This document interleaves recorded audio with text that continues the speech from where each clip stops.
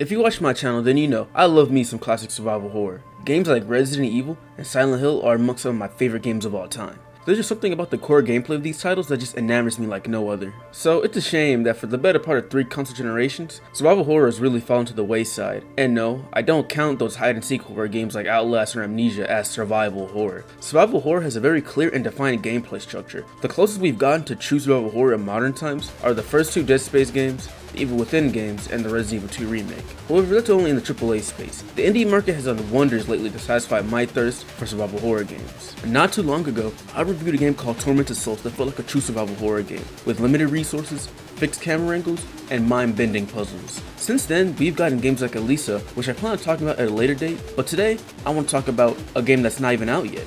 This game is called Signalis.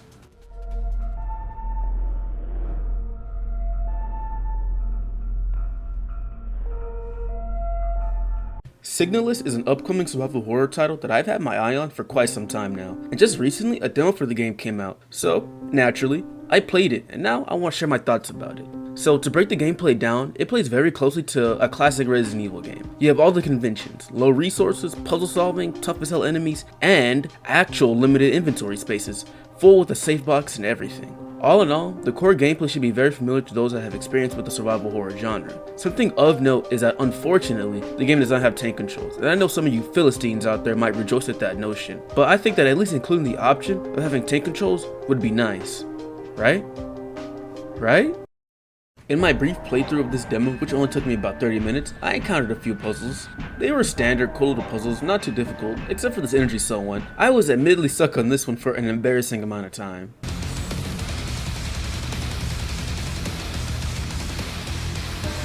From the few puzzles present in this demo, I do believe that in the full release of this game, we'll have some truly devious puzzles to look forward to. I sincerely hope that the puzzles in this game are more like the ones found in Silent Hill rather than Resident Evil. I'm not trying to knock Resident Evil, I'm just saying that Silent Hill has some pretty difficult puzzles.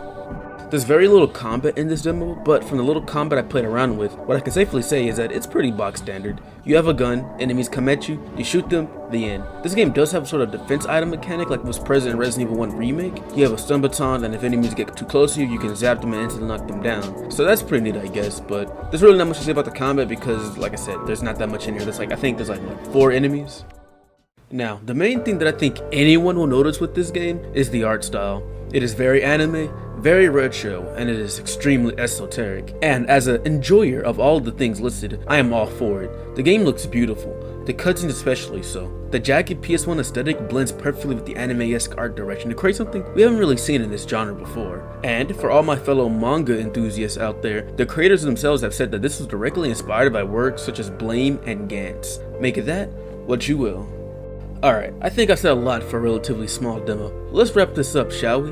Signalis is looking to be an excellent addition to the survival horror genre, with its amazing art direction, intriguing story, and solid gameplay. I implore anyone that is interested in horror games to give this game a shot. It comes out October 27th on Steam, Xbox, PlayStation, and Nintendo Switch. With all these indie games coming out like Signalis and Scorn, the big budget titles like the Dead Space remake and the Callisto Protocol, it looks like survival horror is coming back in a big way, and I couldn't be any more excited. Thank you guys for watching, and take care.